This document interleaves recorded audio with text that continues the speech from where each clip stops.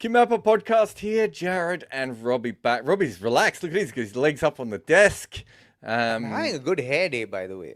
Yeah, what I always, I actually, if I actually have to set my curls free, I look like Fido Dido. You know what Fido Dido is? I Sit up remember like the that. name. Oh, it's that one. Yeah, yeah. It's the I, 7 Up cartoon, remember? That's it. Yes, yes. Yeah.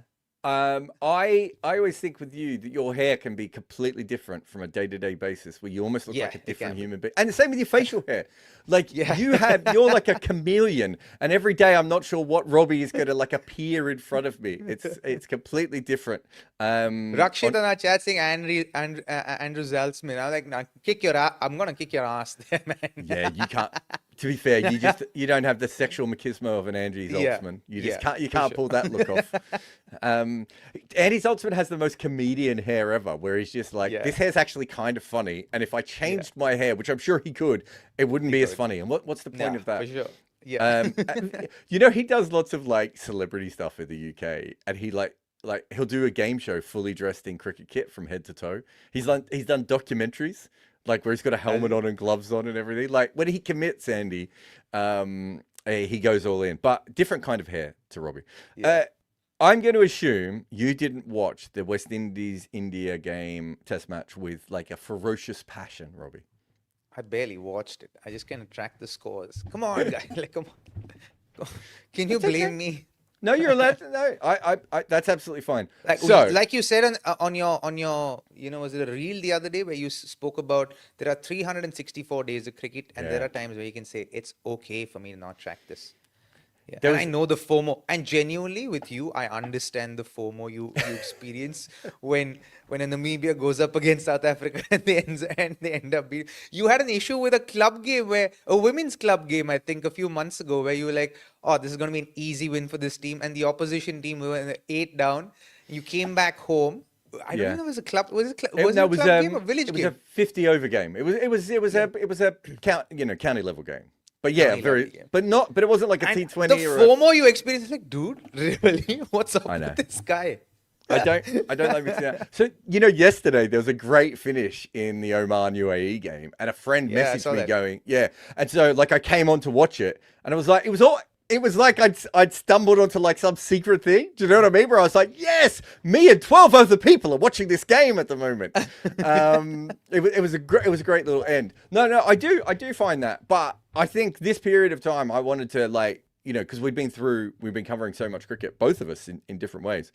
I was like, I'm not going to focus. And like, I know Pakistan are playing South Africa as well. And I was like, that again is one too many. And West Indies. And, I've watched as much women's World Cup games as I can, but not first ball, last ball, right? Like it's a bit more what's happening. Am I interested? Like that game yesterday, I was watching halfway through and I'm like, oh, Bangladesh are going to make enough here. This is going to be a really, really good game.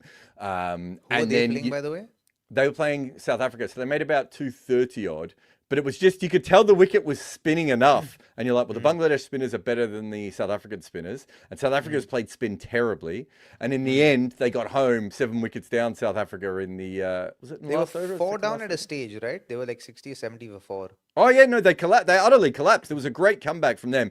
The wet ball in this tournament, though, it's real. I don't know. That's going to happen. We're in that time of the year, right? In the You're subcontinent you're the king of Dubai cricket. When are you going to fix all this? You can't play cricket in Dubai anymore. It's too wet.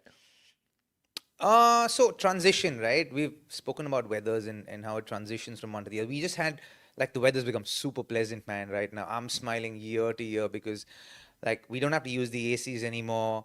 The heaters come back on. We hadn't used the heaters for the heater? last 6. Yeah, we got. You're water not heater using a comes back. heater in Dubai. Bro, it's gotten really pleasant now. Give it another week and it's gonna be cold, and it's gonna be cold like that till like March, April, which is gonna be phenomenal, man. So Wait a I'm minute. really looking forward to the next 6 months. I'm looking up the weather. It's 34 degrees at the moment. You're not Compare that to 54, 55 degrees. It's pleasant, dude. But the minimum temperature was 29 degrees. What? You didn't have a heater on. I'm sorry. I'm debating that fact. You did not When I use a say heater. heater, no, I mean water heater. I forget you live in England. Fuck's sakes. I'm like, what is going on here? How is he managing Water heater. Water heater. To have a bath, to have a shower. So normally, is the water the water is so hot that you don't need to turn the water heater on. Scorching, bud. It's scorching. know that. Like I tell you, I have to wash my face in record time so that I like before the hot water comes through. Because the piping's only got that much insulation, right? To keep the water kind of lukewarm or to keep it even cold for that. So even if I turn the water towards cold, it after like 30 seconds or 45 seconds, it's all hot. Like you can't touch it with your hands hot. Imagine putting that on your face. So like we turn the water all the way towards hot because you get maybe a minute, 15 seconds of cold water. And then you kind of wash your face quickly in that time. That's It's nuts. fun. Because I don't remember ever doing that in Australia. Maybe there are other parts of Australia where you do it. Melbourne is, because Melbourne has proper seasons. So maybe it never stays hot for long enough in Melbourne. But that's fascinating. Well, here we go. We've talked about hair. But it's also because and we've talked about it's also because of these Audience. overhead tanks in the villas we live in, right? So we also have overhead tanks on the terraces. Okay. Then the underwater tank, as in the sumps they're called. So underground tanks as well. So the underground tanks are slightly better than the overhead tanks. So the overhead tanks get hot during summers, but now they're getting pleasant, which is nice. I don't know if I agree with 34 degrees being pleasant, but I suppose it's all it's all in context of what you have been living through. Exactly. I'm going to give you a new concept today. Okay. Yeah. Which So this is an ambush, guys. I have no idea about this concept. Like, and he says, no, this is not an ambush, but this is an ambush. I don't know where he's taking me here. it's not an ambush. Are you aware of the sporting phrase stock report? What? Say that again? Stock report. No, I don't. Okay. So a stock report, obviously, in normal terms is this stock up or is this stock down? Ah, okay. Yeah, okay. Okay. And it's something they use quite a bit in American sports. We do them a bit on TalkSport as well. And so you take a subject and you say whether that particular subject is up or down at the moment based on that. So from this West Indies series, and I'm not talking about whether, just you, I'm talking about, the general narrative, the feels, the vibes and everything, right? At the moment, do you think Shubman Gill's stock is up as a captain, the same, or slightly down? I think it's up. I think it started off slightly, maybe it was a decent entry.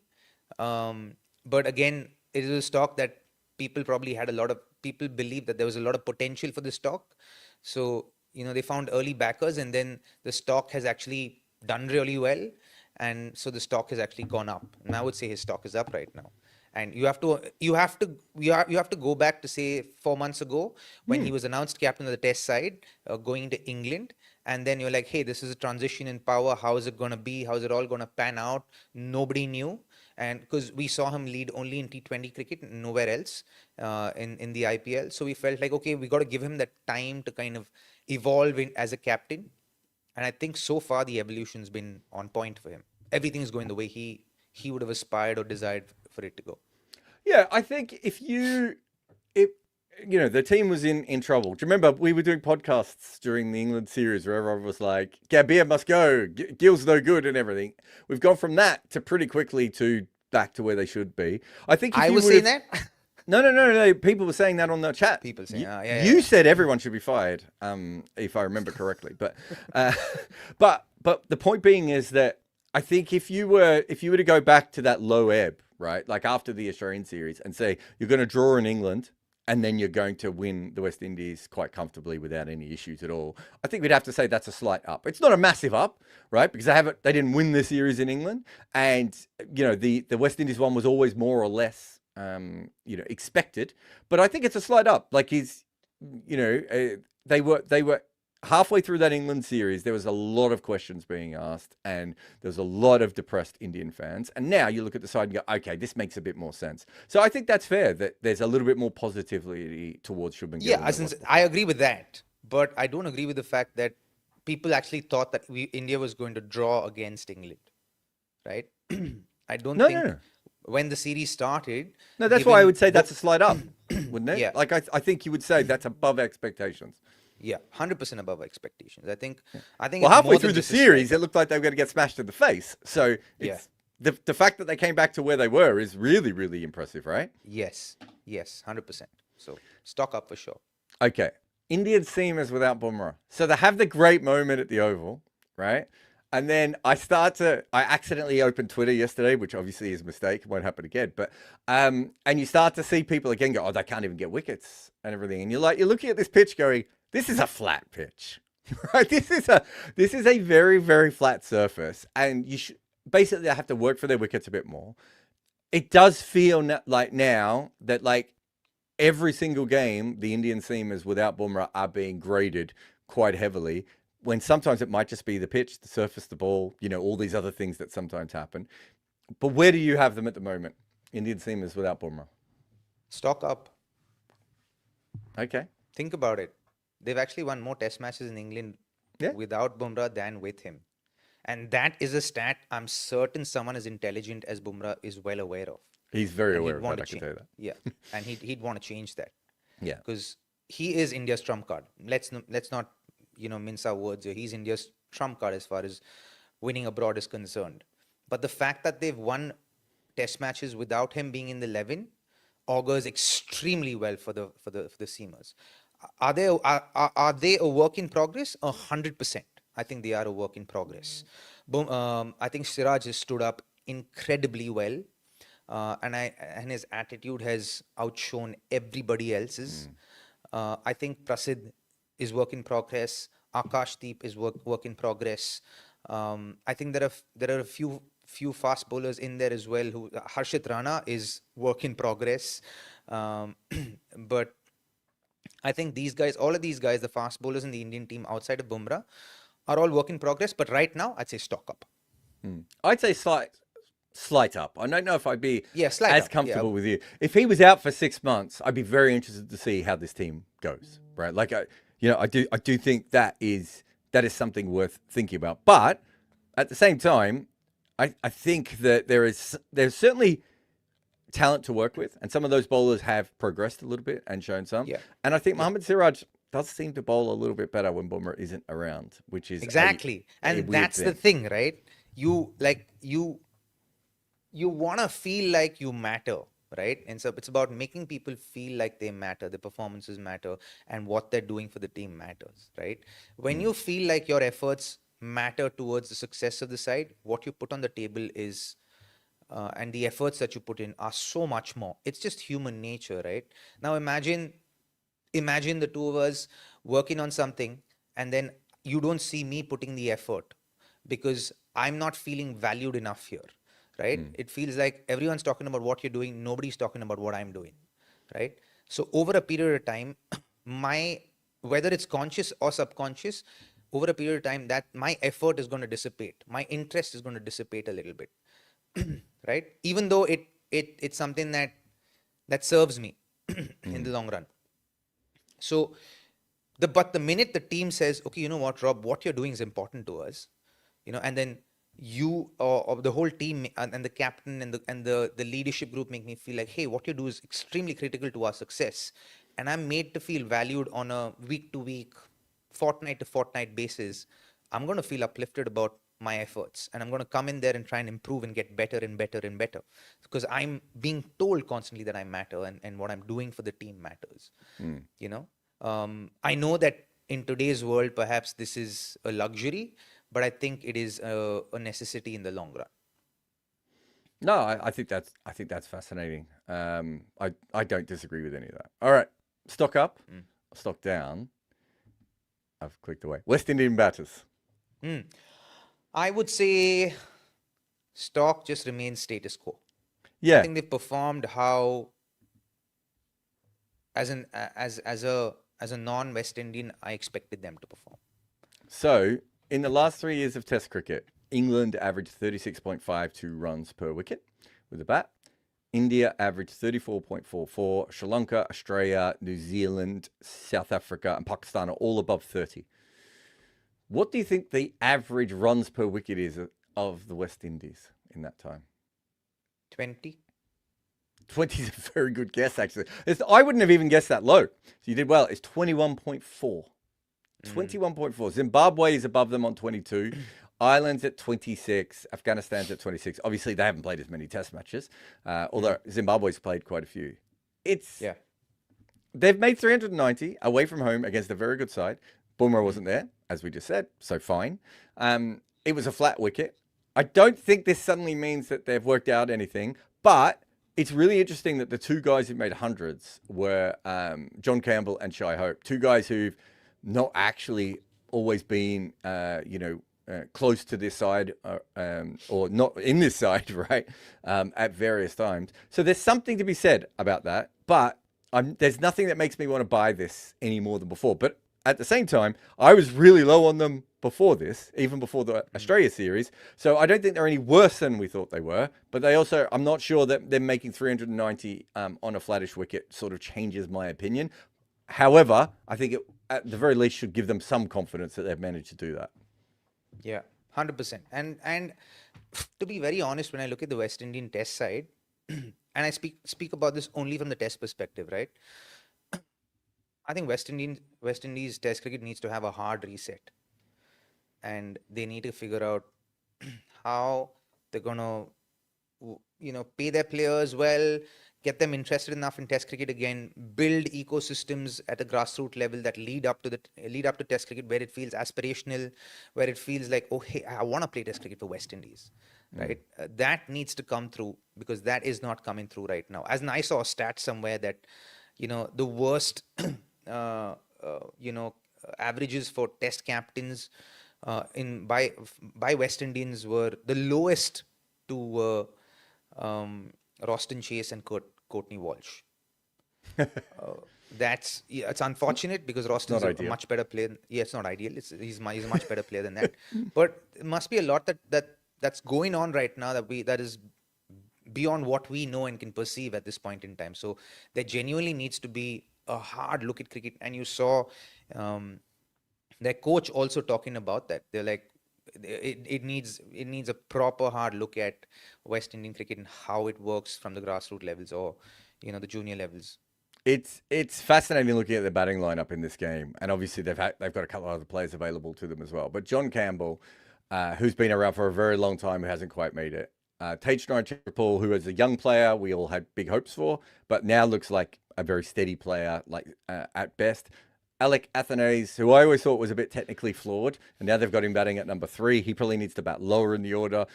Shai Hope, who after all these years is back in the side and making runs again, but had one of the worst runs in Test cricket ever. Roston Chase, who you just compared personally to Courtney Walsh's batting. Tevin Imlach, who's the new wicketkeeper. I don't know. Does that mean that the silver was dropped, or is he just injured at the moment? But either way, I know that they like Imlach as someone in the future. So, there's something there. And I think he's made some first-class runs, which we don't see a lot of. And then you got Justin Graves, right, who's kind of in the side because he gives them a little bit of bowling. He's, made a Test 100 at this point.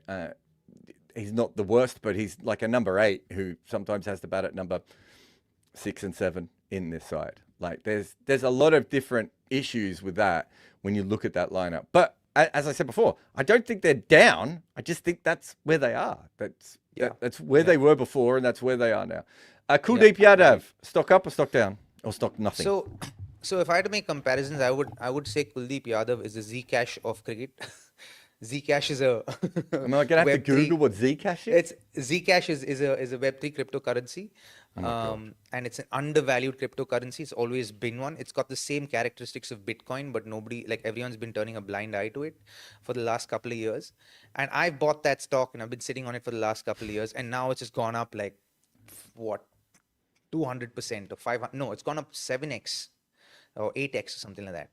Right, and it's done exceptionally well. It's always had value, but it's just been off the radar. It's just people have just been turning a blind eye to it, and suddenly people are seeing it now. Kuldeep Yadav for me is someone like that, someone who's always had abilities and one of the best bowlers in the Indian side, but never and always been overlooked.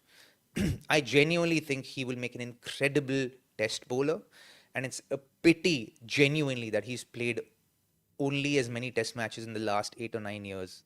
He's played 15, if I'm not wrong. How many Test matches has he played? He's only got like 70 wickets, so he's just not played a lot of cricket at all, has he? Yeah, no, not at all, which is unfortunate. I'm quite interested in this because he comes in for this Test match, and I'm just trying to and he takes 5 for 82 and 3 for 104. I think I'm hoping that the 5 for 82 is enough to sort of carry him over, because it's not. We've seen so many like video game numbers from Indian spinners over the last little while, right? Whereas actually, I There have thought been this so was many guys who've been dropped from the Indian team after getting 5-wicket hauls and 10-wicket hauls. exactly. Man of the matches. And so, and then in the second innings, it sort of dies off a little bit. And I was like, I hope he doesn't get, because, you know, there's that other thing that where a player is, Shreyas Iyer was a better T20 player all the way through the Asia Cup just by not being in the side, right? Like sometimes not being in the side is the best thing that can happen to your. Only you can come up with shit like this, Jar. Well, you've never heard know that. that, right? That's a normal thing. But, you know, if you're not in the side, you're perfect, right? And then when you come back in, you're not perfect. And everyone can see that you like that. You see that a lot with sport. And I was No, I wondering think if... people have become less patient with the with performances now, right? Yeah, People don't, exactly. like, yeah, you know, people don't understand that when you get back into a side, it's not just you hit reset and everything just begins like that. You have to fall back into that ecosystem again, find your place in that ecosystem again based on who you are and who you are to that side, who you are individually and who you are to that side as well. So there are complexities that people aren't able to perceive. Then they expect performances immediately, which is what we said. Yeah, Kuldeep is literally performing against the expectations that people had for him when he wasn't in the side. Do you know what I mean? And so for him to come in and take the 5-wicket haul, struggled a little bit more in the second innings, but he still took 3 wickets in the second innings, I think is an important thing, because otherwise you end up in this sort of situation of like, like, you know, if he'd have come in and taken 4 or 5 wickets in this game, you know, and it was a flat pitch, you and I both know everyone would have been like, Kuldeep, we were wrong.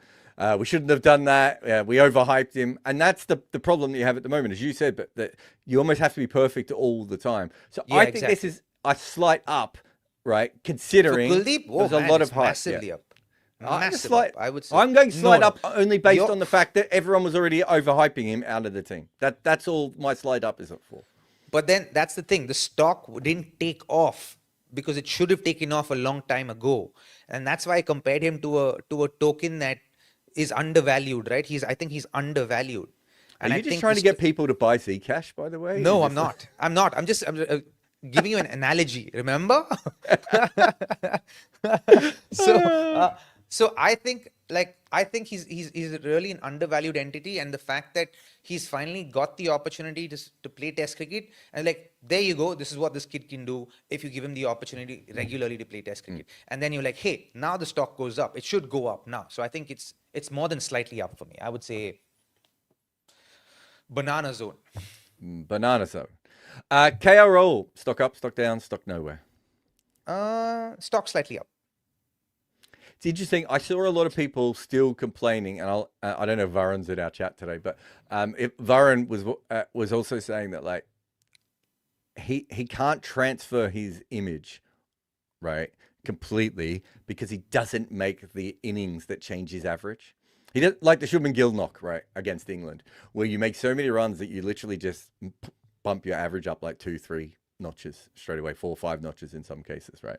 And so the problem with KRL is even when he's in form, he makes a very good 100, but it's not moving his average up to like a dramatic pitch. But if you look at his cricket over the last little while, he looks like a much more comfortable player over the last few years in Test cricket than we ever saw before. So he'd have to be stock up. Yeah, stock up for sure, slightly up, and I do agree with what Varun's saying. As in, we haven't seen a massive double 100 from KL in a while. Yeah.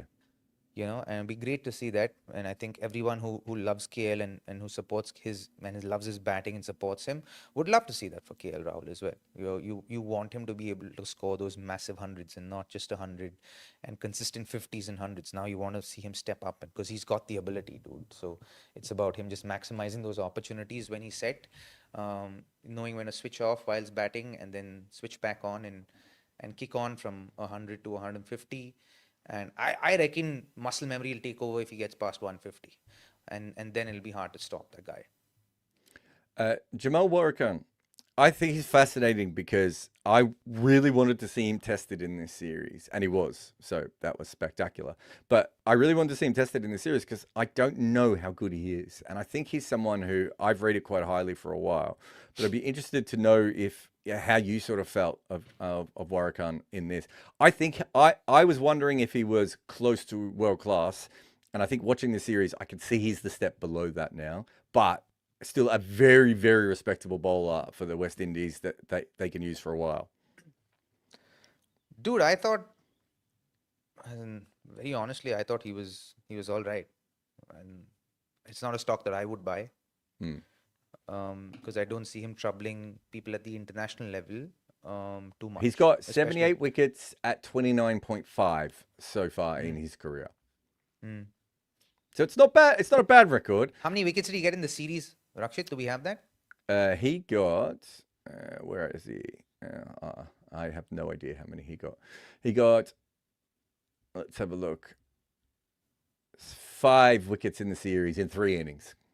So he got 1 for 102 in the first innings, first test, sorry. And then he got 3 for 98 and 1 for 39, going at about 3.5, 2.8, 2.5. I think that for me is almost more important than the wickets, because there was no pressure from the other end at several times when he was bowling. But the fact that India didn't score quickly off him, which we've seen from other finger spinners before, right? Like we've seen other finger spinners struggle. And these weren't the wickets of a couple of years ago that Jack Leach was spinning the ball sideways on, right? These are, this wasn't a Tom Hartley pitch, right? He had to do the work on this wicket. I think it has him just at that sort of level below like a world-class bowler. So he's not like Maharaj, right? But he's just below that sort of a level where you're like, this is actually a good player to build around for a while. Give me a comparison when you say just below world class. Well, I would say Jack Leach was probably just below world class. You would compare him with the Jack Leach? I think they're different kinds of bowlers, but as far as impact goes, I think they can hold up an end when needed, and probably when the conditions are in their favor, they're very good bowlers. But I don't think they're as smart or as varied as Maharaj when he can work things out on a flatter wicket, right? So that's the difference. I think with the left arm finger spinner, that's the difference for me, right? Which is, can you still be useful on days when there's no reason for you to be useful? And that was where Jack Leach always struggled, I felt, right? And and I would probably put Warrican in a sort of similar section to that as well. Which is it's still a good bowler. He's all right, doesn't he? He's got 400 first-class wickets, right? So it doesn't mean he's a bad bowler, but because I would say your effectiveness as a spinner will be tested when you come to a country like India, right? Because over day 3 and 4 and 5 are conducive in India to get wickets, unless the wicket's an absolute flat track, right? Because when it's flat, even if it turns, it's slow turns, so you can really manage as a batter. But if you're, say, in 3 innings able to get 5 wickets, and especially with the kind of runs like he got 1 wicket for 100 in that first innings, Noman Ali. Yeah. Noman Ali is an interesting one, actually. Now I'm just clicking on random things. I think Noman Ali is another interesting one. Then these are not bad cricketers, but it's that level below. Whereas I thought that Warrican was slightly higher than this coming in, and that he would put a little bit more pressure on the Indian player. So he did half the job that I wanted, but maybe not everything. Anyway, compare him to an Ashton Agar or someone below that? No, he's a lot better than Ashton Agar. I mean, I've never seen you bowl spin, but I would put you on the level of Ashton Agar. Okay. Well, Ashton Agar is a stock bowler, right? Like Ashton Agar is. Would you ever pick Ashton Agar if he couldn't bat? Probably not. Like if I was Australia, I would. If he couldn't bat and you're just picking him as a bowler, I think there were better left-arm finger spinners available. Agar's interesting because because he is tall, he does have the ability to stop you scoring at times, right? Like, that, like a sort of traditional tall left-arm finger spinner. He has the ability. What about Xavier Bartlett? Sorry, not the other Xavier. Xavier Doherty. Xavier Doherty, yeah. God, that's a blast from the past. Yeah. Would you compare Jamal to Doherty? I think Warrican's just a much better bowler than Xavier Doherty. But I think they're quite similar to watch, though, I think. But I just think that I think the Warrican can spin the ball more consistently and has whereas I think if you go back and you remember Xavier Doherty, there's a lot of pushing the ball through making sure that he kept you in place. And once international players worked that out, he didn't have a plan B. And the big difference is that, and some of this is about the wickets you grow up on, Xavier Doherty never really bowled on wickets that were in his favour. And so even when he went to play on them, he didn't, do you know what I mean? He didn't dominate. Whereas Jamal Warrican has actually played on wickets that have favoured him at times. And so generally he can step it up when he needs to. That's such a Xavier Doherty. I think we need like a random bingo card for when one of us just picks up a player from nowhere and dumps them onto this show. West Indies team in general, final stock report. West Indies team in general, right? Stock down. See, I don't think it's stock down. I think this is how they should have performed in India. Yeah, but stock slightly down. Really? How can they be down? They actually got India to bat twice in one of the games. Well, maybe I'm too old for this, but my perception of a West Indian side is like even a non-performing West Indian side is slightly better than this. I think that for the team they brought on paper, I think it's neutral. I think if you start to look at that team on paper, as we did a moment ago, you do start to think, my God, what is this side? And as you said before, like the reset just needs to come. I think they played pretty much exactly as I thought they would play in this series, though, in that they were going to have a moment or the performance two was small expected. moments. Yeah. So for me, I would have them as neutral. But you might be right, because looking at that, it's like you look at that team, it's not a team that's about to go and win in New Zealand, is it? Like, do you expect them to win a test in New Zealand? I don't think so, based on that. Nope. Maybe they're fast they bowlers. don't have that, especially if their fast bowlers aren't ready yet. Yeah. You know, if the fast bowlers are there, they could steal a game, and we've seen them do that occasionally when traveling around. Doesn't feel like there's enough character in those batters, right? Because I don't think it's about character. I think there's not enough talent. It's unfair, but okay. So it's okay to say they don't have character, but not talent. When I say character, I mean like they have the ability, but just not the fight in them sometimes. I don't think they have the ability. Fair enough. I mean, you've got a lot of guys who are averaging low 20s, high 30s in first-class cricket. I just don't think they have the ability. I'm not sure how many other teams in the world. John Campbell's just made a Test 100. I'm not sure how many other teams in the world he plays for. Fair. And I love watching John Campbell. Like, I'm a big fan of watching him. But all right, we've done our first stock report. See, that wasn't an ambush, was it? Or was it an ambush? Well, no, it was a little bit of not an ambush, isn't it? I just didn't know what's going on. But Rakshit, thanks, man. Great work on that little stock report. That we should make it a regular. Yeah, no, we definitely will. I've got some other things to bring in for you that you'll like as well. The Australian women's team beat India the other day. Did you see that game? No. Okay. This is what I want to talk about. Less about that game and more about the makeup of this side. I made this graphic, so apologies if it's not as neat or as tidy as Rakshit's ones are. But this is the Australian women's team for that game. Alyssa Healy, Litchfield, Perry, Mooney, Sutherland, Gardner, McGrath, Molyneux, Garth, King, and Shute. Right? That's the team. They bat down to number 9. So when Kim Garth originally played for Ireland, Robbie, she opened the batting, she batted first drop, and she batted second drop for Ireland. So let's say that that's a slight promotion because the Irish women's team is not particularly strong. Let's say she's only good enough in a normal team to bat at like number 5 or number 6. She's batting at number 9 in this side, right? Alana King, I haven't put a little bat next to Alana King, but she's made runs in this tournament. And I think Alana King for another side is probably a pretty solid number 8 and maybe a number 7 if they're struggling a little bit. And she's batting at number 10. So they have batting to number 9 with a number 10 who is better than normal. And then look at the amount of bowling options they have in this side. Elise Perry basically doesn't bowl anymore because they don't need Elise Perry to bowl anymore. Plus, she's really, really old now. And since she did her back, I don't think she bowls at the same. But they don't need her bowling because they have 7 other bowling options. And so a couple of times in this tournament, Talia McGrath just got smashed. And it just doesn't matter because they just throw the ball to someone else. I'm not sure we've seen many teams in the history of cricket that can bat this deep with this many bowling options ever.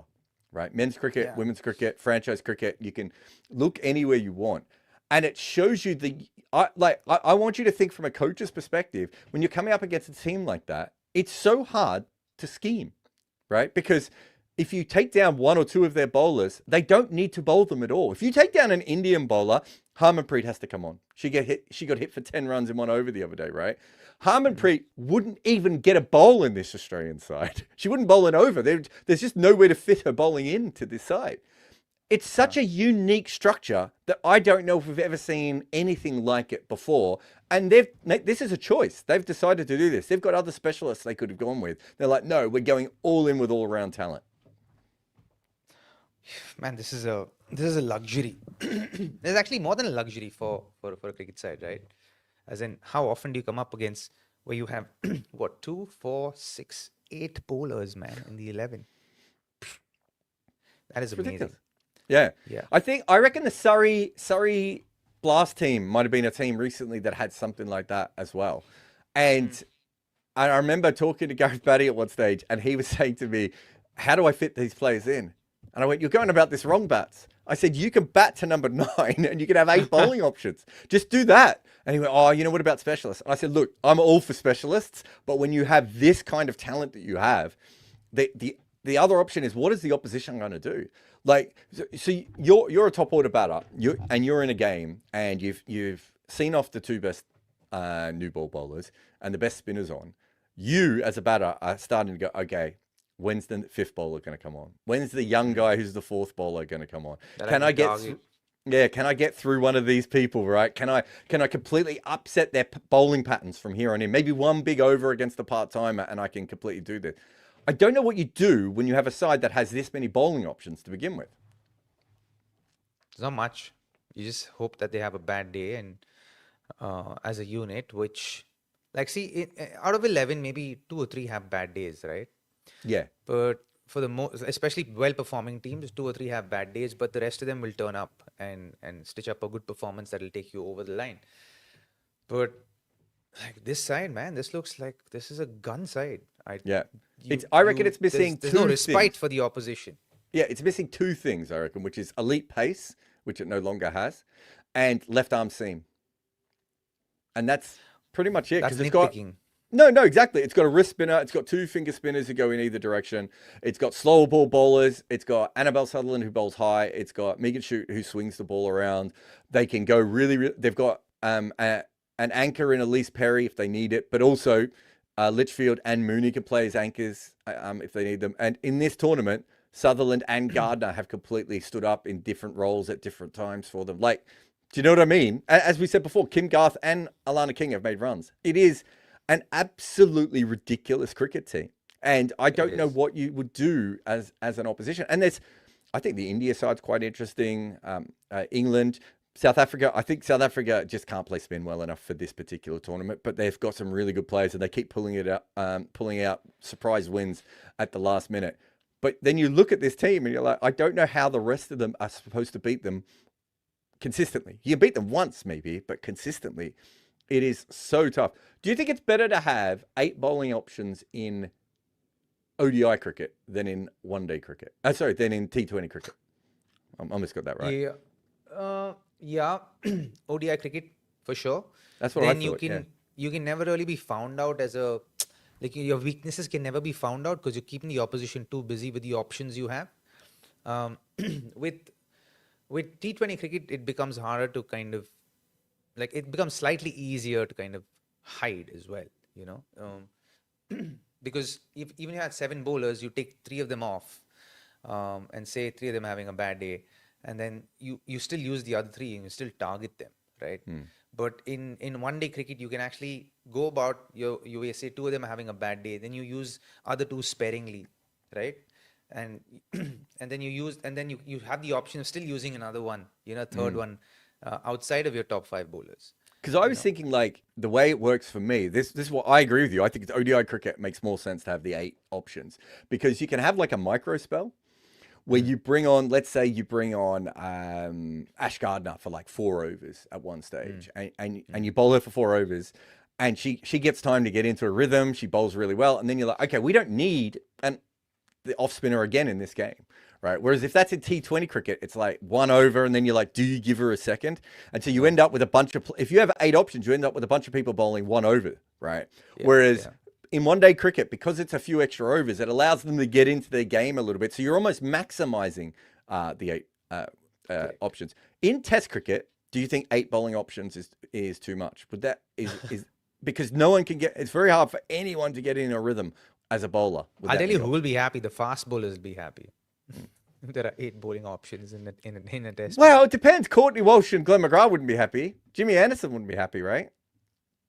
Yeah. Someone said you forgot to put a bat sign in front of King. I didn't. She's not a batter. As I said, she can hold a bat, but she's not. I went through all of King's numbers. I have a question, by the way. Yeah. What is considered express fast bowler in women's cricket? What speed? I think once you're over 120, you're fast. And probably over, you need to be able to get the odd ball over 125, I think, to be considered express. So if you're above 125, you're considered express pace. Yeah, and there's a couple that have obviously been around that 128, 129, 130 sort of period. But anything over 125, I think 120, you watch a bowler who bowls 120 and they still rush people quite a bit. So I think that's about fair.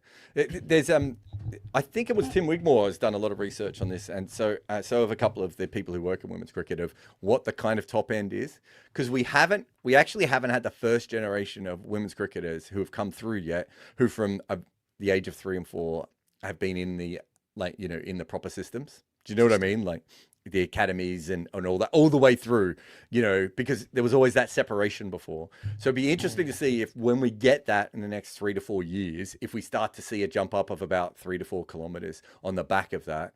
Because I've just done a big piece on Elise Perry. And when you go back and you watch her bowl when she was young, it's not a good action.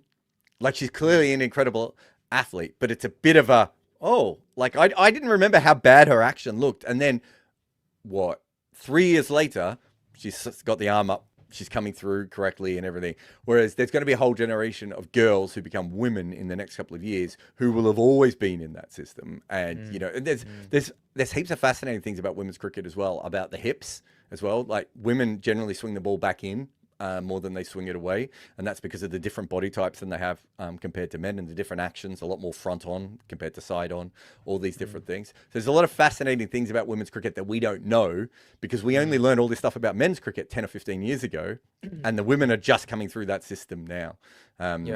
Because I think, have you seen Sarah Glenn bowl from England? So she's a leg spinner. She's got this really good record. And I sent a message to the England women's bowling coach going, I know she's great. She's taken a lot of wickets, but biomechanically, this doesn't make sense. And he's like, you're right, but you're comparing it to other male leg spinners. And he said, we don't know what female leg spinners should be like biomechanically. Should they be exactly the same, or should they be different? And I was like, yeah, I don't. That's probably right. Yeah, you're right. I don't know that. Anyway, I've got a fun one for you here. Have you heard much about Joe Root batting in Australia for this Ashes? Have these things, have they permeated the Robbie algorithms? You've missed them? Not yet. Not. They haven't come. It hasn't come there yet. So Matt Hayden has said that he will run naked if Joe Root doesn't make 100 in Australia. Yeah, I heard that. I heard that. So, I mean, if that's, you probably want to get that one out of your mind. Maybe that's the reason that you've got away from it. What's the other one? Darren Lehman said that Joe Root can't be considered a great batter if he doesn't make 100 in Australia. And David Warner has basically said that, Joe Root is the biggest issue that they have in Australia. And this is normal stuff, right? Like, Australian cricketers targeting the best player from the opposition and everything else. But what fascinated me about this is Darren Lehman failed in Test cricket in part because he struggled against England at home, weirdly enough. Made a lot of runs for Yorkshire, but in Test cricket he struggled against England. And then this is Joe Root's record in away Ashes series. So he averages about 35, right? So it's quite low down the list. It's not a great record, and there's no hundreds in this record. So he's played 14 matches in Australia, 9 50s, and no hundreds, averaging about 35, 36, right? But the person who's talking about running around naked and everything, Robbie, is Matt Hayden. That's Matt Hayden's record in England. From 10 matches, he made 100 and 150 and averaged slightly less than Joe Root. David Warner's the other guy bringing up the comments. This is David Warner's record in Ashes away from home. I know hypocrisy is not always high on the level of Australian cricket, but it does feel like they're protesting a little bit too much, these guys, right? And it's like, if Joe Root never ends up making 100 in Australia and averages, let's say he averages 36, 37, right? How much of a ding do you think that has on his overall record when he's been so good everywhere else? No, it doesn't matter. Like this is a mini goal more than a macro goal. You know what I mean? This is something that it's a box to be ticked off more than anything else. Like if you ask him if this is a priority for him, he'll say absolutely not. As in winning in Australia probably is much more of a priority than anything else. I think that's almost literally what he said. Yeah. So I don't think people who are this great worry about stuff like this. And this is obviously narratives and, having these conversations and building up a series is concerned. And certain people are given and handed the responsibility to amp the series up for multiple reasons. And so they're doing it. And did Matthew Hayden say that if he gets 100, I'm going to run around naked? If he doesn't get 100. Doesn't get 100. Yeah. Yeah. So, if he really wants to, and we know how great Joe Root is as a batter in Test cricket, he's probably one of the best. That's played at that level. Maybe best 15. Some people might say. Yeah, some people might say. So, given that if he really wants to, then he can. I think a lot of it also will lie on what he believes about his performances in Australia. A lot of the times you feel like in some parts of the world it just doesn't, like, you're not able to get past a certain level, right? And you believe that, and because if you believe that, then that becomes your outcomes, And I'd like to know if he's ever got 100 in any format in Australia. I would assume he has. I don't know if I have his stats here, but can I give you someone else's stats quickly? Oh no, actually, no. Let me. No, there's a reason I want to do this. Is Ricky Ponting a great? Yeah, for sure. Okay. No doubt. Do you know what Ricky Ponting's batting average is in India? Oh, wouldn't be too great. What's not too great though? I'd say mid-20s. Yeah. So he's made 100 in India, but averages 26, right? Yeah. I don't remember too many conversations from Australian cricketers saying that he can't be a great because he only averages 20 odd in India. Yeah, you'll never find that. So you'll always find the Aussies chatting and having that chatterbox on when people are traveling to Australia. Joe Root is worse Joe Root is worse in ODIs in Australia than he is in tests. There you go. Yeah. So it's got to be a technical thing at that point. No, it's not a technical thing. It could be a mental thing. He's averaging 28, top score of 91 not out in ODIs. That is fascinating. That I'm more interested in now. Yeah. So I think it's you don't think it might be the extra bounce? No, actually, because he's got hundreds in New Zealand. The bounce is as much and does a little bit more. Actually, the one to look at is South Africa, isn't it? South Africa is the one with this next best bounce. So, where are we here? Oh, sorry, he averages 35 in Australia in 1 day. That was versus Australia. But yeah, hasn't made 100. In South Africa, he averages 60. Yeah, so it's not bounce. It's genuinely, no, I don't think it's bounce. I think it's about I think it's about what you believe, right? So it gets in your head sometimes, right? It gets in your head to a point where it starts eating away from you. And high-performing individuals, high-performing athletes want to be successful everywhere, right?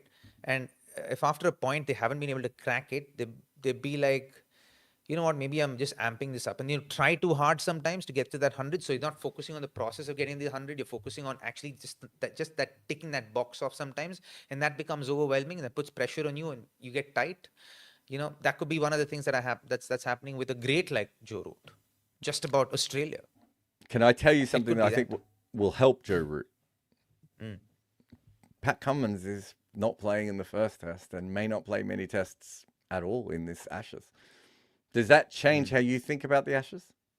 No, sometimes it's not about the players. Sometimes it's just about the place sometimes. Oh, no, I get that, but I'm saying, like, Pat Cummins has a really good record against Joe Root because Pat Cummins bowls the ideal ball to Joe Root, right? Which is the one that's angling in and goes away at the top of off stump, which is basically the ideal ball to everyone. But specifically because Joe Root doesn't come very far forward, he can't get on top of that ball. Yeah, we've seen Cummins torture him a little bit. Like, you don't think there's an element of he might look at that and go, that's fine, but also from the chances. I think that gives England a huge chance in this series, even if Australia still has the best bowling attack, even without Cummins. Well, it gives them a chance, but they'll have to earn every win. How much will Bazball play a part of the whole thing? Will they stick to that template or will they move away from it? I don't see them moving away from it, but are their fast bowlers fit enough as well? Because they have to get the wickets as well, right? Are their fast bowlers good enough as well?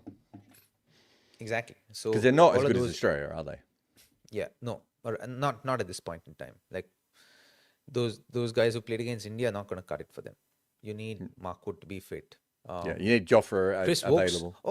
Updaters about Chris Wokes retired, like we said he would. Yeah, I think. What's the inside story on that? I think it's just this body, right? I think we might have talked about this on a podcast. We had a conversation at length about this. Yeah. Where I said that I had heard things that he might not even play that summer because his body was so bad. And when Warwickshire saw him come back, they were all like, oh, God, he's done. And do you remember I talked about when he was fielding in a game, it was one of the test matches, and he went down on the ground and he did not look like he could get back up. Like his body looked like he was a Lego man or something. Yeah, not even exhausted, but like stiff. Like it just was, everything just looked very stiff. And he didn't look like he had the flexibility anymore.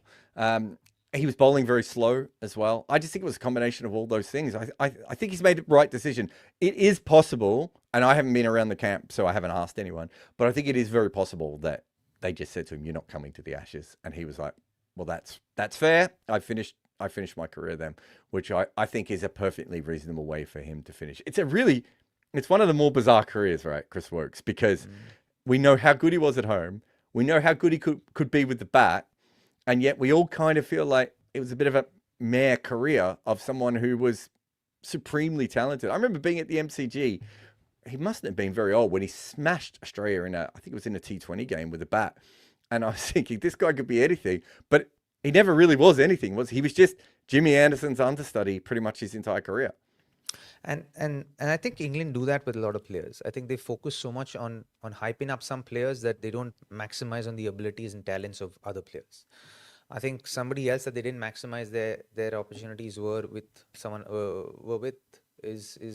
like Moeen Ali, Chris Wokes. I think both of these guys could have been like genuine all-rounders that performed for you at a high level. There's so many times I've been so befuddled by the fact that Mo Ali batted up and down the batting order so often for England. And like, dude, that guy can be a solid number 3 and can be a solid off-spinning all-rounder for you, and you're just underutilizing him. It did not make sense. Well, someone also with him, you bring him in. Imagine if you actually utilize someone like Chris Wokes and Ben Stokes and gave them equal attention, you probably would have 2 high-quality all-rounders. Well, I wonder what would have happened in an alternate universe if Jimmy just retires at a normal age. Jimmy retires at like 34 or 35, right? Maybe even 36. Do you remember Brett Lee had a good career for Australia, right? But could have been one of the greats of all time. And it was, when I say good, like it was certainly a well above average career. But when McGrath and Gillespie completely disappear, Brett Lee for about a year was like the best bowler. Like he was up there with Dale Steyn for about a year out of nowhere. And I just wonder if he didn't have McGrath at the other end, if he just develops a little bit quicker, right? Because he has to do all the tough stuff. Then he can't just bowl when it's suiting Brett Lee. Suddenly he has to develop his game a little bit more. And because of the way that Wokes' career ends up, anytime they need a holding bowler overseas, it's going to be Jimmy, right? Anytime they're picking between, they can only take one, swing bowler in, it's going to be Jimmy.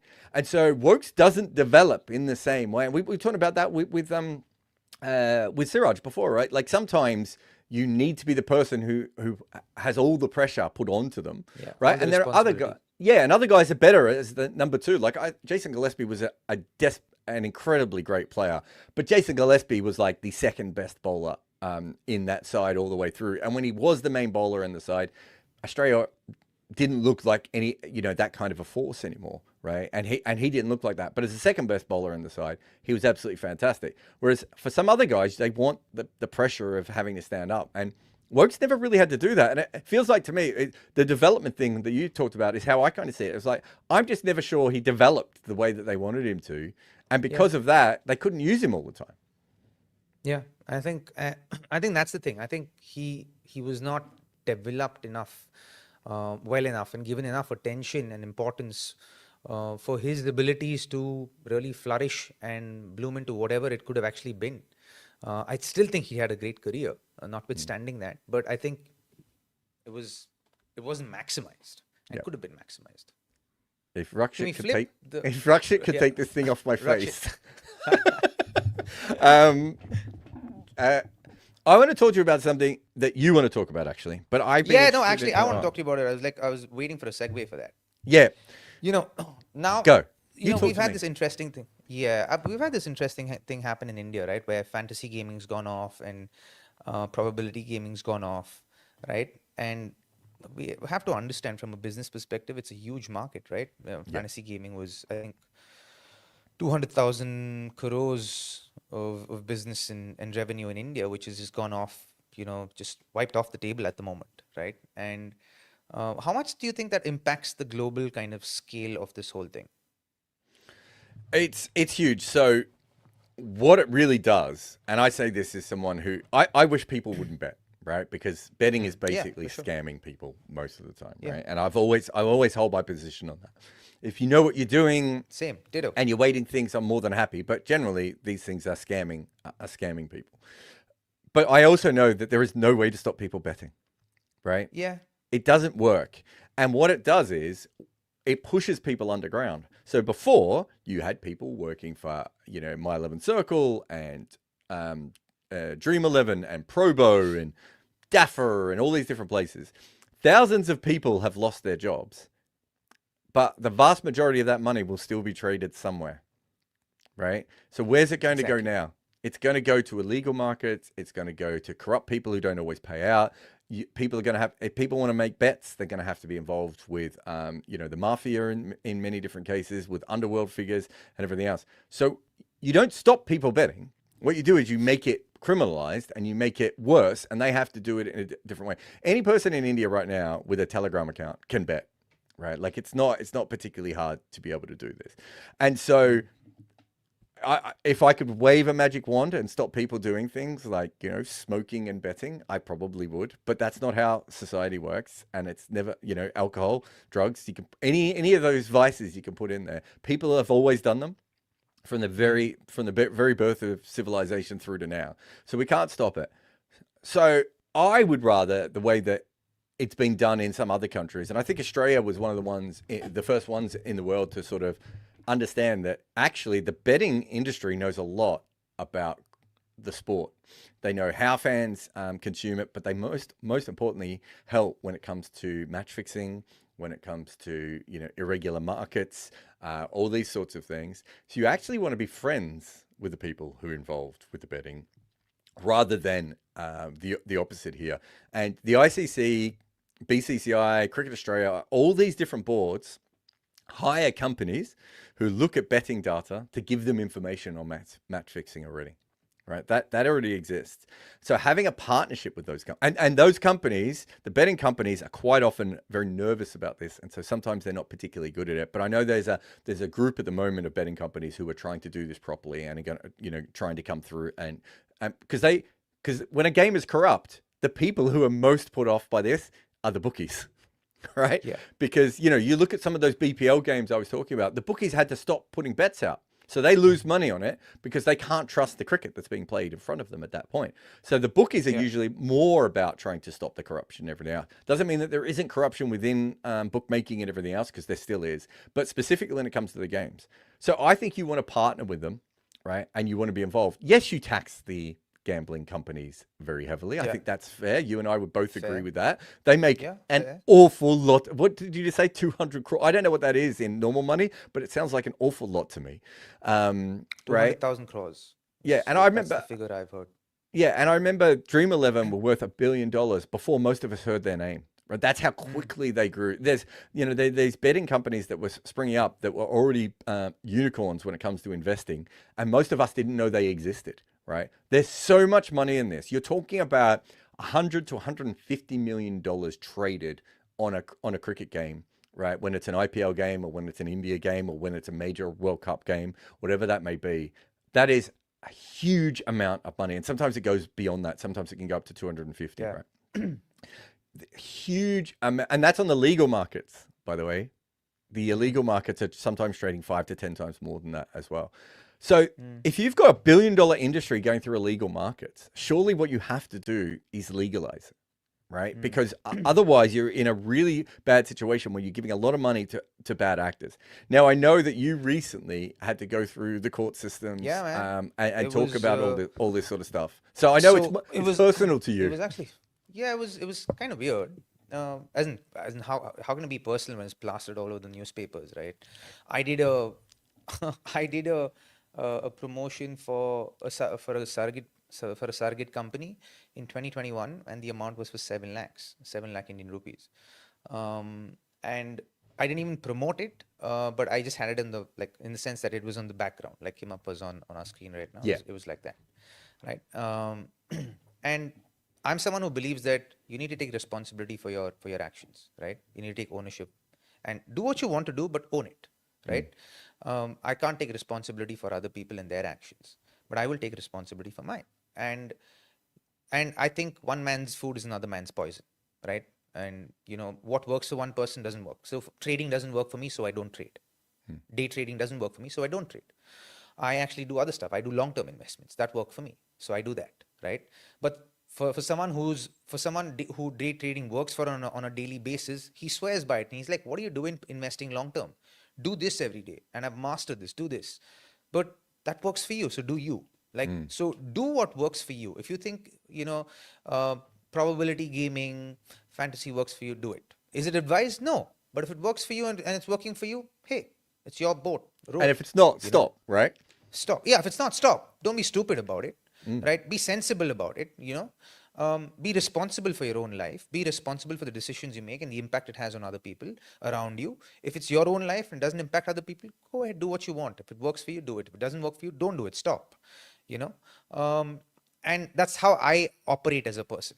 So for me, I went there and I sat there and I answered every question that I could answer. And they asked me generally, what do you think? Are you a gambling person? I've never gambled in my life. I've never gone to a casino. I bet you have. I've gone to a casino, but for promotion. But I've never put money. I've never gone and gambled in a casino. I've played with friends. Played poker with friends during lockdown. There was a period of a year or two where we would play together. We play poker and we put 100 rupees, 200 rupees, whatever. And even that, after a point, when I lost a hand, I'd be like, dude, why am I doing it? It didn't feel right. Yeah. So I don't do it. So for me, what doesn't feel right, I just don't do it. So for me, I think anything illegal must be legalized, so you have control over it, and then you can tax it. And then there's a lot of good that can come from those taxes. You can put that to work. That's what I believe. So I believe stuff like gambling has to be legalized. I think what UK does, what I think Australia also do, is they've legalized it and they tax it heavily, right? I was like, when people said, hey, now 18% tax has gone up to 28% tax or something like that, right? It's what they're doing. So it's what they're doing with cryptocurrencies, right, in India. So right now they're taxing it at 30% a transaction, because oh, what happened? Is that a fox? Sorry about that. What happened? Oh, I can't hear you. Wait. Oh, you can't hear me. I'll come back in. Sorry. That's Okay. Well, he leaves me to a monologue. So I think it's better to actually go ahead and legalize this stuff so that you have a lot more control over it. You probably will take some time to learn how the whole ecosystem works. But once you understand how the whole ecosystem works, then you can actually figure it out. You can actually put systems to control the whole space out. That's what I think one can do. I think it is. I think even for the government, it's a big hit because the Indian government lose out on close to £2 billion. I think that's what 200,000 crores amounts to, and I think they lose that kind of revenue and but they've still made an educated call because a lot of people were being irresponsible with all of this stuff, and people were losing homes over this, losing lives over this, just on a whim. And I think that is irresponsible. I think that is stupid. And if you've got that kind of tendency, then you have to stop. You shouldn't be doing this stuff. That's crazy then. And that's completely being unaware of who you are as a person. Then once you try something and it doesn't work for you the first few times, then that's not something that you should be getting into. Because I've done that. I've tried to day trade for a little bit.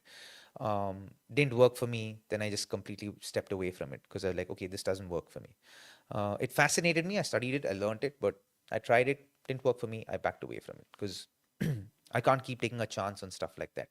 And for me, I think the F&O markets are that kind of markets. It either works for you or it doesn't. You're either wired for it or you aren't. So yeah, that was something that I certainly think holds true for gambling and even fantasy gaming. Be responsible with it. Jarrod, I don't know where you are, but be great if you can come back now. Otherwise, I'll have to keep going. There's honestly not much else to talk about, and I'd love to go on the comments. We could go there on the quizzing channel. Yeah, man, I love the quizzing channel. Kumar is a very dear friend. It was a lot of fun. We should actually do something like that. We should actually get you guys involved and do like a proper quiz. And maybe Jarrod and I should host it and bring a couple of select players on and have a giveaway at the end of it. Good idea? What do you think? Let us know. Oh, you're back. Yeah, sorry, my headphones went flat. I thought it was the same problem as last week. I do like hours and hours of podcasts where nothing ever goes wrong, and I come on with you, and everything falls apart, and it's clearly your fault. I meant to. We should. No, I'll tell you what. This is the whole Joe Root paradox, right? I think that's what it is. You believe that every time you come here, something goes wrong, and that's what happens. That becomes your reality. I do believe you're bad luck. That is fair. I'm the best thing that's happened to you in over a year, so shut up. Wait, when was my daughter born? When we should get you on some Crick Pick episodes, man, as well. And some. I think you really like that, and we will do like really tough ones that you can only ever be roasted for online, which is the way it should be. Isn't that already happening right now? Aren't you guys roasting me enough? Like the fans that are like, come on, like go through the comments. Oh no. No, it's not a trauma level, but you want to get it to trauma level right now. Yeah. Have you done all the super chats? I've done this. I've just started the quizzing ones because just generally what was talking about. Are you a quizzer? You look like a quizzer. Yeah, I've done it. There's a really good friend of mine, Kumar Varun, who's a stand-up comedian who's mad about sports, and he does this whole thing with quizzing. So it's quizzing with Kumar actually. Okay. He's really cool. He's a really cool guy and very knowledgeable. He's a proper cricket nerd. So we should actually do something with him. Actually, it'd be nice to do a collab with him. Do you know what? There's also I don't know if you've ever heard of Bryden Coverdale, who was the Crick Info writer for like 10, 15 years in Australia, who like quit to become like a professional quizzer. Really? Yeah, and so he's like won every Australian quiz, and he's like when you get so good at quizzing, they get you on to be on the quizzes as like the expert. That's what he does now. And it's funny because I knew him I've known him for years. Even my family, my uncle was one of his teachers, right? And like he was always just Bryden, and then like one day, and he was like the guy at Crick Info who didn't do videos or anything, so he's like not a public figure. And one day I go into a bar with him, and we're just having a drink, and I go up, and the guy goes, mate, is that the shark? And I'm like looking around going, what? And he goes, is that the shark? And I went, what's the shark? And he goes, the guy that you're with. And I looked over and I went, Bryden. And I went, oh yeah, he's the shark on that TV show. And you know, it's like you would have this sometimes when you've had friends for years who are not famous, and then suddenly they're like 5 times more famous than you, and you're like, how did this Yeah. happen? Right? And that's what it was like. I was like, and then you like you look up from your beer and you're looking around, and go, oh my god, everyone is looking at us. Like he is legitimately famous. But yeah, no, we should definitely do some trivia stuff, man. That'll be lots of fun. Yeah, man. I think we should start doing some collabs. I think we're getting Yeah. enough traction already, but the collabs will be really cool for the fans, and actually get these guys these guys who are coming in the super chats, get them involved, bring them on live. I think you should do something nice with that. Yeah, I mean we're open for collabs and other stuff in general as a thing. But I think you'll like Crick Picks, and then there's a few other things that we can do with you as well. That will be fun, I think. Vashek says, white ball cricket, who's more valuable, a genuine all-rounder or a fast bowler who can bat? Vaishak, I think this is a question that I think people keep asking from India. It's very hard to produce genuine all-rounders in India because of the kind of wickets that exist here, right? You have to be an out-and-out fast bowler and an out-and-out kind of like proper batter as well. And it's very hard, on Indian conditions to produce that kind of skill set and sustain and be injury free to long enough to have a career that produces results. Because the conditions don't help. The conditions are more set for batters, spinners, and far less for fast bowlers, which is why I'm so appreciative of fast bowlers in India, because it is one of the toughest skills to execute and be successful at in cricket. India is the hardest place to be. India and probably Pakistan are the hardest places, but Pakistan at least has a little bit more carry. There's a little bit more skill on the wicket, so there's a little bit more purchase. You'll get a little bit for the fast bowlers, but in India it's genuinely the hardest place to play But Australia, to produce fast bowlers. You would agree Australia is a place that it is better to be a fast bowler, right? It is, yeah. Absolutely. How many genuine seam bowling all rounders did Australia have from Alan You won't Davison get seam bowling. through to when? You right? won't get seam bowlers from Australia simply because you're taught. I think you're taught to swing the ball a little bit. And I don't mean I don't mean seam bowlers. I just mean quick bowlers in general. Like when you talk about a genuine all rounder who can bowl seam, swing, fast, whatever that may be, right? That's Shane Watson. So Shane Watson takes about a wicket a game. So just an all rounder. He's also underutilized. Well, I think he just got injured, to be honest. Steve Waugh, I think, could have become that. A little bit slower, but a very skillful bowler, but again got injured. Yeah. So Australia isn't producing them. Why would you suddenly... Like, how many genuine all-rounders are there in the history of the game who also... Good question. Like, there aren't that many. I can promise you, I've done the numbers. There really aren't that many. So when I remember MS Dhoni... We were talking about this at lunch recently. MS Dhoni did those... When India lost all those series in 2011... the England series and the Australian series, and almost every press conference he's like, we just need a genuine seam bowling all-rounder. And I'm like, yeah, so does every cricket team in the world. Like, it's the hardest thing to find. And then you go through a period where there's bunches of them, right? Like, look at England. England suddenly had like a load of them at one time. And then you've got Australia now has even, they've got Bo Webster, they've got Cameron Green, even Aaron Hardy, if you want to go down a step, Will Sutherland. But for ages, Australia couldn't find anyone that was like that, right? New Zealand quite often find them, and then they go through periods when they don't do it. And those are in the places where you get them. And how many of those cricketers go on to be successful?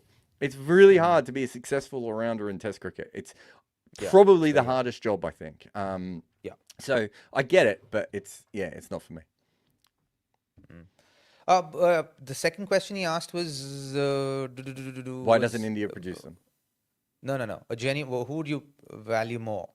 Oh yeah, who's more valuable? Genuine all-rounder, fast bowler. Genuine all-rounder. Every single time.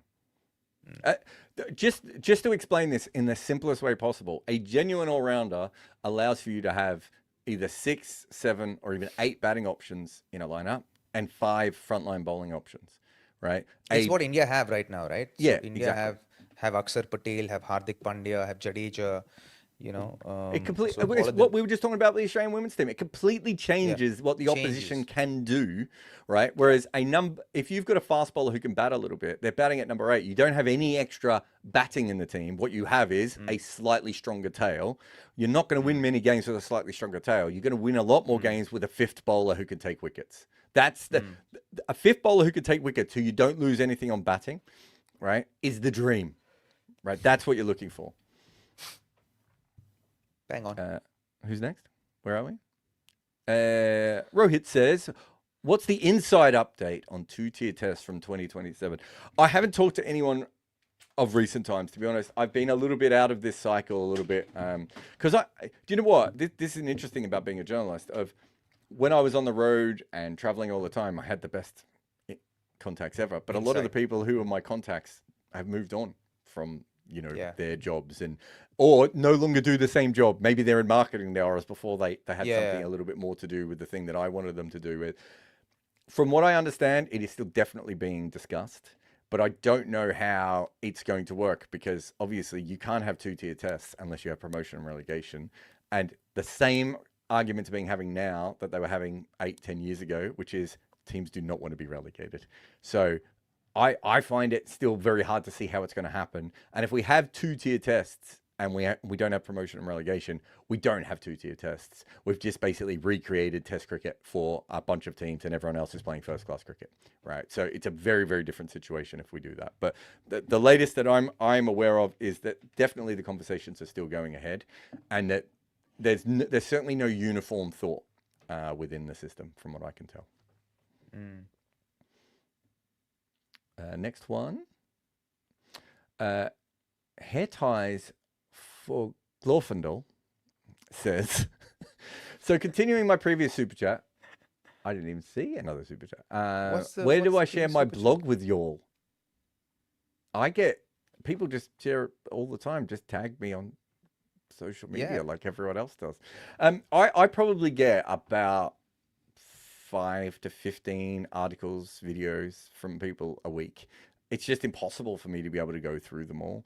There's someone sent me this thing recently that you really like, Robbie, where he went through and he looked, I think it was the best 30 fast bowlers of all time in Test cricket.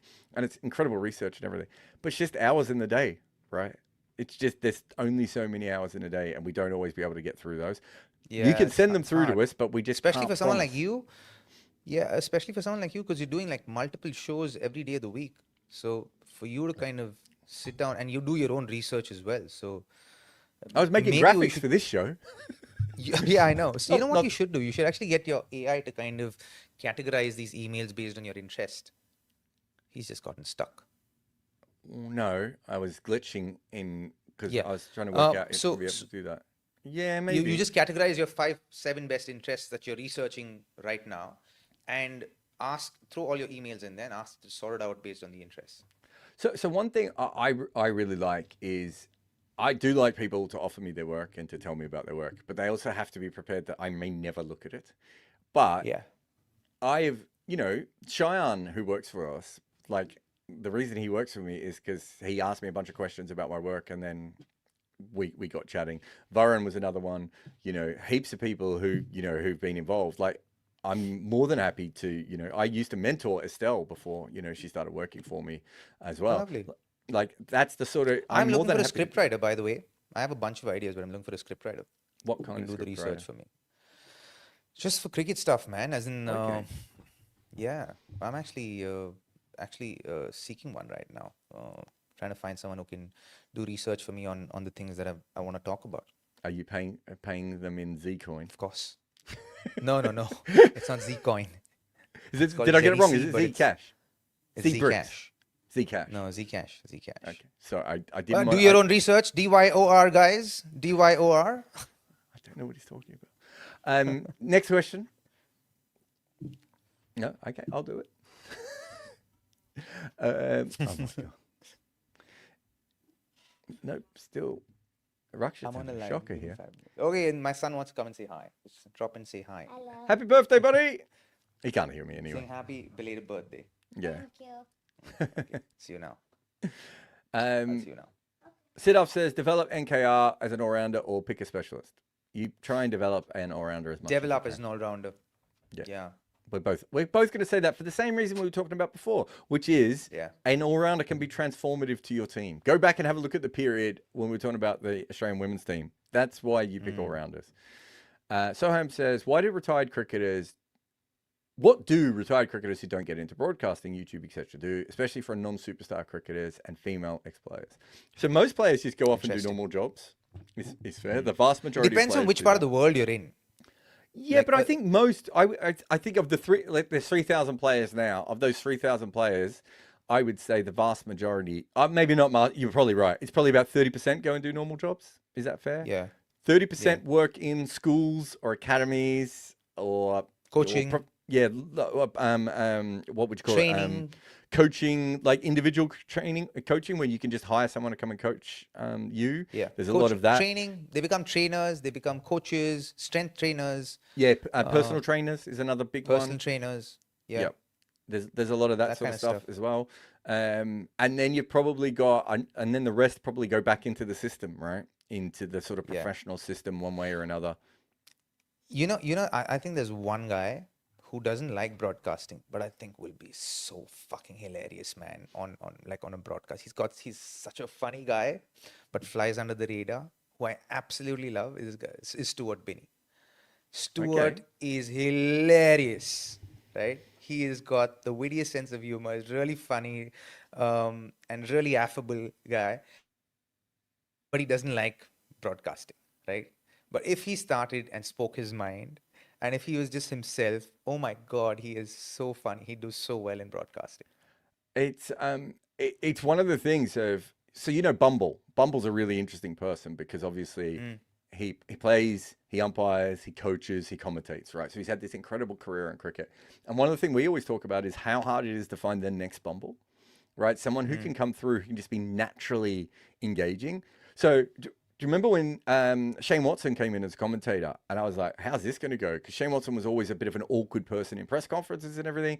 I thought Shane Watson was fantastic as a commentator. Yeah, he is. And so there's a few different players out there. But the problem is, and you and I know this more than most, there aren't that many jobs. So even if you want to be a commentator, like I'll have players contact me and go, how do I get into this? And I was like, well, there's one series here, and then there's another series in 3 months you might get work for. Right. And if you don't make a lot of money in that first gig, what are you going to do for the rest of the year? So it's actually very hard for players to go on to be commentators. And do you know what I don't know if you know this, but you might know this. Do you know what one of the most prestigious sort of jobs is? Not prestigious, maybe the wrong way of putting it. One of the most loved jobs of former English cricketers. Do you know what it is? Real estate? No, it's coaching school cricket. Because if you're an international player or a county player with a good career and you get into a school system, you can have that job for the next 30 years, right? Yeah. Like it helps, to say, oh, this guy played 100 games for Notts, or he played 4 test matches for England, or he played 20 ODIs or whatever.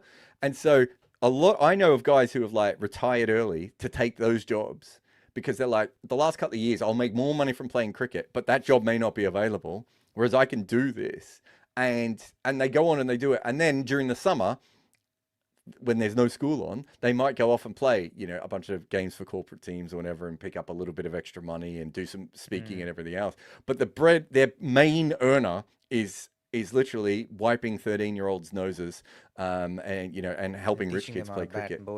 Yeah, and I'm not talking about like the elite schools. I'm just talking about any school with well, I mean elite as in financially, but I don't mean elite as in cricket schools. I mean like some of these guys are like test players, like really good test players, and they're coaching like kids who can barely scratch themselves, right? Like it's that level, and it's a really but they see this as a great job because for that next 30 years they don't have to worry, and that's the big thing. I know you're always talking about that is what happens next. It's like a whirlpool. You're going through it at the moment, and I've seen so many players go through what you're going through, which is like there's all these exciting things and you met all these people during your career and you want to put something together, but you go to LinkedIn and you look at former players, there's a graveyard of all their business ideas and how they haven't gone through correctly. It's a really, that 5 years after you retire is so tough. And so that's why if you can find a steady job like a lot of the England players do, they just absolutely love that. But the hard thing is also, say for someone who's had a successful career, right, and you're moving to the next thing, you have to understand that you're restarting. You Yeah. you can't catch the same wave of momentum that you ended your career with. That becomes a separate thing, right? This what you're starting again, like with True, with my company that I'm set right now. I know that the first few years are it's gonna be slow build and like I'm gonna build over, and then over a period of time it's gonna pick up traction, right? I'm not expecting it to do as well as I finished my cricket with. I'm expecting it to grow gradually over a period of time, build momentum, and then it becoming something, right? So I'm working with that expectation. I'm not working with an unrealistic expectation of earning X amount of money in this from this. I'm like, now I'm looking at building this and building this repertoire over a period of time, and then when it catches enough traction, because it's service based, right? So Mm. so it's about servicing people. It's about helping people. It's about helping people become the best version of themselves, helping them with high performance, helping them with leadership. It's with all of that stuff, right? So it's going to take time to build that, and I know that as I do more work, more awareness will grow, and then then the earnings will start to flow. So you got to plan financially for it also. It's not just Yeah. you know You have to plan doing for the one thing. fact that you're going to make less money, right? Like, and I know that Yeah, of sounds weird, course. but not everyone plans for that. Like, Yeah. I've seen cricketers be like, what can I make? Commentating like 200 grand a year, and I was like, if you get an IPL gig, right, or a Sky Yeah. gig, Channel 9 maybe or Channel 7, or whoever it would be these days, but like, most people are not going to walk into that, right? And Yeah. No, no. As in, I always look at it also like you look at commentary. I always call this the Russell Arnold rule. Russell Arnold is a good commentator and he's commentating on the Women's World Cup at the moment and he worked on his commentary and everything. But we all knew that Kumar was going to retire, right? mm, And, I've seen that with England players as well of like, you guys are doing great, but you do realize that Stuart Broad's going to retire soon and he's going to go straight into that spot and you are back mm, to where you began. So it's very tough. On the women's cricket, I'll just say they're starting to work a lot more in cricket, whereas mm. traditionally women cricketers would finish their careers and not be involved in cricket at all. And that's Yeah. not the case anymore. It's Which really is starting to nice. change over the last 3 to 4 years. Yeah, I Which is mean it makes nice. sense because there's more professionalism everywhere in women's cricket now, Yeah. right? Yeah. Shivam says, watching from Heike, Hong Kong. Wow. Will Indian stadiums improve if ticket sales barely matter to state associations' revenue? What incentives would actually work? They've just got to make the Wow. stadiums better, don't they, in India? The stadiums are Yeah. just not There good enough. isn't. It's amazing how much we as Indians will tolerate to watch a game of cricket.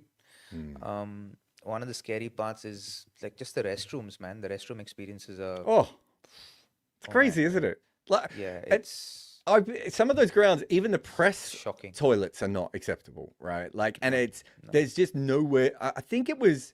I want to say no, it wasn't Nagpur. It might have been Pune, where all the TV companies brought in their own special toilets because there was Mm. nowhere in the ground where they felt That they could comfortable go. going to the Yeah, toilet, and you're just yeah, like, yeah. that's not It's okay. That's just, yeah. and It that can was be a that. traumatic experience, right? Yeah, and so Some of these things. So also the food in some of those grounds is so shambolic in the way it's done. Getting into the grounds is not run correctly. yeah, And I should say there's yeah. a few other India gets a lot of bad flack because I think India is like, has the money to fix this. But there's a few places in the world, like South Africa can be a bit weird. Their venues as well. Sri Lanka, some of the venues are a bit weird. Like we can be better in cricket.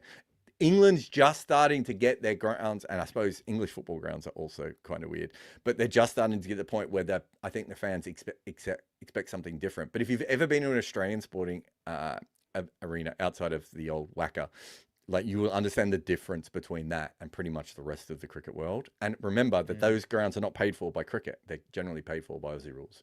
Um, mm. Walking Alive says, why can't we have 2 groups of 7 in World Test Championship? Yes, we can. We can have anything. It's whether these teams want to be in a position where they don't want to be relegated.